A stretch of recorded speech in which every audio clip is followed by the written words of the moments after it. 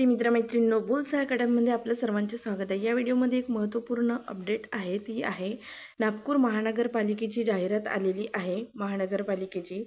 तर ते आपण बघणार आहोत। तर यामध्ये एकूण किती पदे आहेत, केव्हापासून फॉर्म भरायचे हे संपूर्ण माहिती बघणार आहोत। तर यामध्ये त्यांची वेबसाईट दिलेली आहे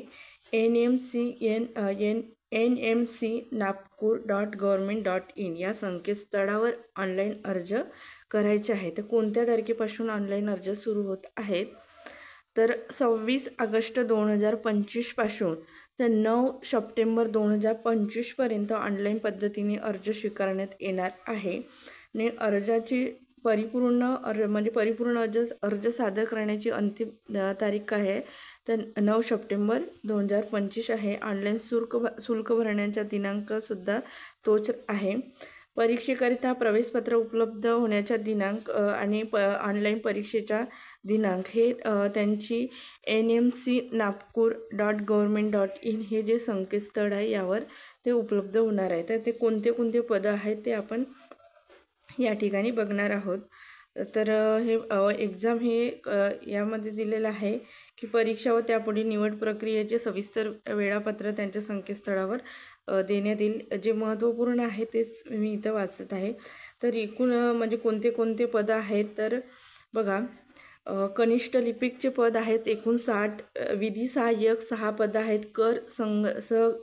कर संग्राहक 74 पद आहेत, ग्रंथालय सहाय्यकचे 8 पदे आहेत, स्टेनोग्राफर 10 पदे, लोकपाल किंवा रोखापाल याचे एकूण 10 पदं आहेत, सिस्टीम ॲनालिस्ट याचे 1 पद आहे, हार्डवेअर इंजिनियर 2 पद आहे, डेटा मॅनेजरचे 1 पद आणि प्रोग्रामर असं प्रोग्रामच्या 2 पद असे एकूण 174 पदांसाठी ही जाहिरात आलेली आहे।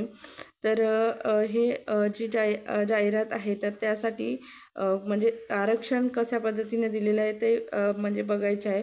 तर ही PDF भरपूर टेलिग्राम चॅनलला सुद्धा आलेली आहे। तसं जर तुम्हाला नाही कुठे मिळाली तर बुल्सआय अकॅडमी हे जे टेलिग्राम चॅनल आहे या चॅनलला मी हे PDF टाकत आहे, तिथं बघून घ्या संपूर्ण जाहिरात तुम्ही, किंवा त्यांच्या वेबसाईटला गेलं तरी तिथं सुद्धा तुम्हाला ही संपूर्ण जाहिरात दिसेल। तर बघा, सर्वात जास्त म्हणजे अराखीव कॅटेगरीसाठीच राखीव जागा जास्त दिलेल्या आहेत। तर OBCसाठी म्हणजे इतर मागासवर्गासाठी तर जागा आरक्षण दिलंच नाही आहे, असं का केलं आहे माहीत नाही, कारण 19% तरी म्हणजे OBCसाठी त्यामध्ये राखीव जागा असतात। तर त्या आरक्षणाचं म्हणजे दिलेलं नाही आहे OBCसाठी, पण इतर प्रवर्गासाठी आहे थोड्या बहुत प्रमाणात। तर ते आपल्या तुमच्या कॅटेगरीनुसार आरक्षणाचं बघूनसानी तुम्ही तो फॉर्म भरू शकता, कनिष्ठ लिपिक।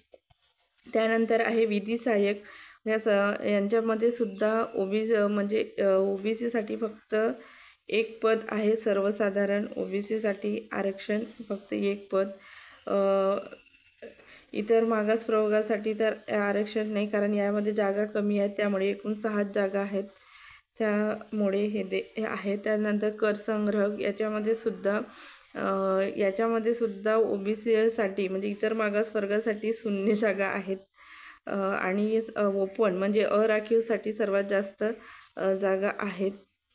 एकूण आरक्षित पदे तर हे आहेतच, पण अराखीवसाठी खूपच अराखीवसाठी जागा आहेत। इतर मागासवर्ग कॅटेगरीमध्ये खूप कमी जागा दिलेल्या आहेत। तर त्यानंतर आहे ग्रंथसहाय्यक, यामध्ये सुद्धा तसंच दिलेलं आहे। असो ते आपण अभ्यासक्रम बघूया, अभ्यासक्रम काय आहे, कारण अभ्यासक्रम महत्त्वाचा आहे। आणि शैक्षणिक अर्हता हे सुद्धा महत्त्वाचे आहे। तर कनिष्ठ लिपिकसाठी कोणती आवश्यकता आहे, तर मान्यताप्राप्त विद्यापीठाची पदवी म्हणजे कोणत्याही शाखेची पदवी पाहिजे। त्यानंतर मराठी टंकलेखन किमान 30% आणि इंग्रजी टंकलेखन 40% वेग मर्यादेत असले, शासकीय वाणिज्य प्रमाणपत्र किंवा संगणक टंकलेखनाचे प्रमाणपत्र धारण असणे आवश्यक आहे। संगणक अर्हतेबाबत शासन वेळोवेळी निश्चित करणाऱ्या धोरणानुसार आवश्यक पात्रता। विधी सहाय्यकासाठी मान्यताप्राप्त विद्यापीठाने विधी शाखेची पदवी किंवा शासकीय किंवा निमशासकीय किंवा स्थानिक स्वराज्य संस्थेकडील न्यायालयीन कामाशी संबंधित पदावरील किमान 5 वर्षाची नियमित सेवा किंवा सत्र न्यायालयातील 5 वर्ष वकिलीचा अनुभव विधी सहाय्यक साठी आहे. त्यानंतर कर संग्राहकसाठी कोणत्याही शाखेची पदवी आणि 30 आणि 40% मराठी व इंग्रजी टायपिंग आहे. मराठी 30, इंग्रजी 40. त्यानंतर ग्रंथसहाय्यकसाठी महाराष्ट्र राज्य माध्यमिक व उच्च माध्यमिक शिक्षण मंडळाची माध्यमिक शालांत परीक्षा म्हणजे 10वी उत्तीर्ण पाहिजे. त्याचबरोबर ग्रंथालयाचा सर्टिफिकेट कोर्ससुद्धा पाहिजे. तो ग्रंथालय सहाय्यकसाठी भरू शकतो फॉर्म. त्यानंतर स्टेनोग्राफर साठी त्यांनी मराठी इंग्रजीसाठी 80% लघु लेखक दिलेला आहे आणि मान्यताप्राप्त विद्यापीठाची पदवी दिलेली आहे. लेखापाल किंवा रोखापाल याच्यासाठी मान्यताप्राप्त विद्यापीठाची वाणिज्य म्हणजेच BCom वगैरे झालेली पदवी पाहिजे आहेत त्यांना. त्यानंतर आहे काय म्हटलं, भारतीय स्थानिक स्वराज्य संस्थेकडील लोकल फायनान्स मॅनेजमेंट पदविका उत्तीर्ण अथवा LGHD किंवा SGDC किंवा परीक्षा उत्तीर्ण असल्यास प्राधान्य, म्हणजे त्यांना अनुभव वगैरे असेल तर त्यांना प्राधान्य. त्यानंतर सिस्टीम ॲनालिसिससाठी मान्यता विद्यापीठ संगणक अभियांत्रिकीमधील पदवी त्यांना पाहिजे आहे. BE कॅम्प्युटर अर्धा आवश्यक आहे. ते हार्डवेअर इंजिनियर त्यासाठी सुद्धा तसंच आहे. तर हे असं आहे. डाटा मॅनेजर्स तर त्याच्यासाठी BE कॅम्प्युटरच पाहिजे आहे. तर या जाहिरातीमध्ये काय लिहिलं आहे, जाहिरातीत नमूद केलेले पदसंख्येत व प्रवर्गनिहाय आरक्षणामध्ये बदल होण्याची शक्यता आहे. सदर जाहिरात रद्द करण्याचा अधिकार सुद्धा माननीय आयुक्त नागपूर महानगरपालिका यांच्याकडे ठेवलेला आहे. पदसंख्या व आरक्षणात बदल झाल्यास त्यासंबंधीची सूचना वेळोवेळी नागपूर महानगरपालिकेच्या संकेतस्थळावर प्रसिद्ध करण्यात येईल. संकेतस्थळावर प्रसिद्ध करण्यात आलेल्या सूचनांच्या आधारे परीक्षेमधून भरावयाच्या पदाकरिता भरती प्रक्रिया राबवण्यात येईल. परीक्षा स्थगित करणे, रद्द करणे, अंशतः बदल करणे, पदाच्या एकूण व प्रवर्गनिहाय पदसंख्येत बदल करणे व जाहिरातीत नमूद वरील संवर्गापैकी कोणताही संवर्ग व त्या अंतर्गत सामाजिक व समांतर आरक्षण स्थगित ठेवणे व रद्द करणे हे अधिकार माननीय आयुक्त नागपूर महानगरपालिका यांच्याकडे यांच्याकडे राखून ठेवलेलं आहे. ते सर्वच आरक्षण सगळे याचे आहेत ते तेवढं वाचत नाहीत, महत्त्वाचं नाही आहे. तर यामध्ये परीक्षा शुल्क किती राहणार आहे ते आपण बघणार आहोत. तर परीक्षा शुल्क हा ओपन कॅटेगरीसाठी 1000 रुपये आणि राखीव प्रवर्गासाठी किती तर 900 रुपये एवढं आहे. वयोमर्यादा पण आहे, किमान 18 वर्ष पूर्ण झाले पाहिजे आणि कमाल 38 वर्ष पाहिजे. तर मग त्यानंतर राखीव प्रवर्गानुसार दिलेले अराखीव आणि मागासवर्गीयांसाठी 43 वर्षापर्यंत आहे. त्यानंतर दिव्यांगांसाठी 45 वर्षापर्यंत फॉर्म भरता येत आहेत. संगणक हाताळणी किंवा योग्य ज्ञान हे तेवढं नाही आहे. त्या निवड प्रक्रिया कशी आहे यामध्ये दिलेलं आहे.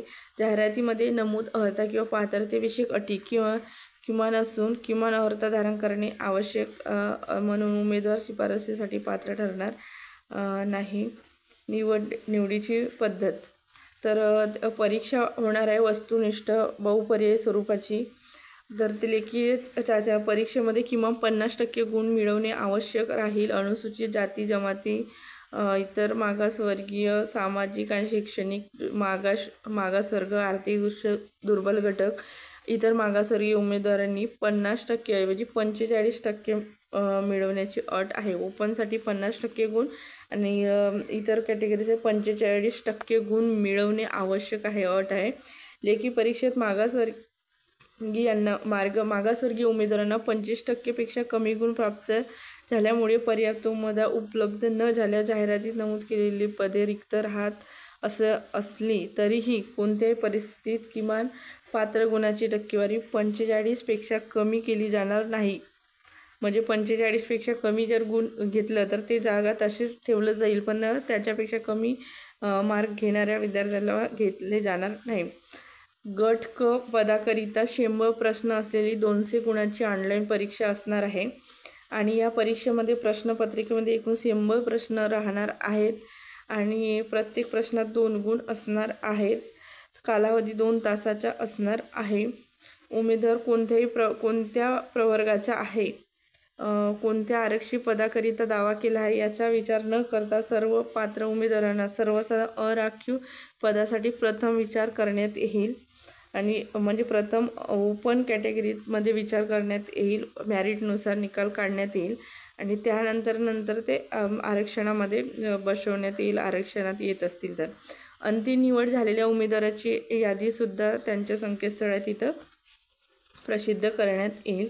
भविष्यात कुठल्याही कारणास्तव कोणत्याही संवर्गातील वरिष्ठ श्रेणीतील पद रिक्त झाल्यास किंवा रिक्त राहिल्यास वरिष्ठ पदावरील उमेदवारास रिक्त होणाऱ्या पदावर हक्क सांगता येणार नाही.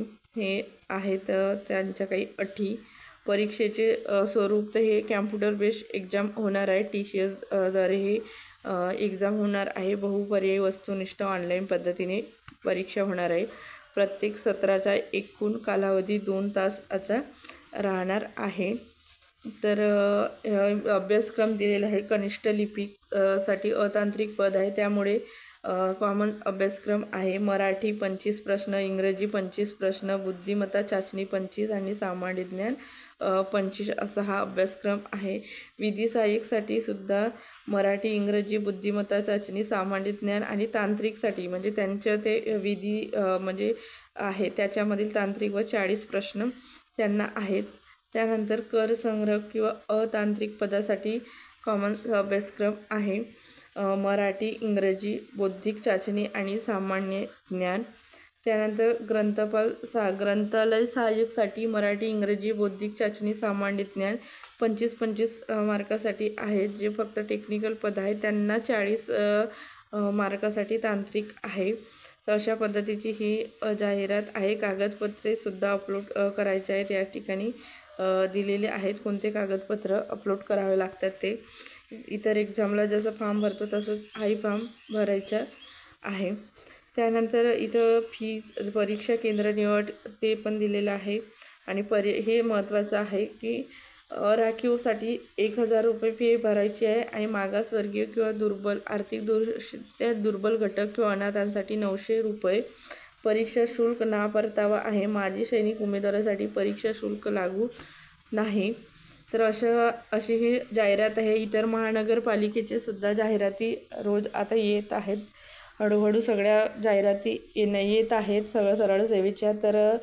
तर व्यवस्थित अभ्यास सुरू ठेवा, कारण ही संधी आहे. पण संधी आहे नंतर 2026पासून MPSCकडे MPSCकडून सगळ्या भरती होणार आहेत.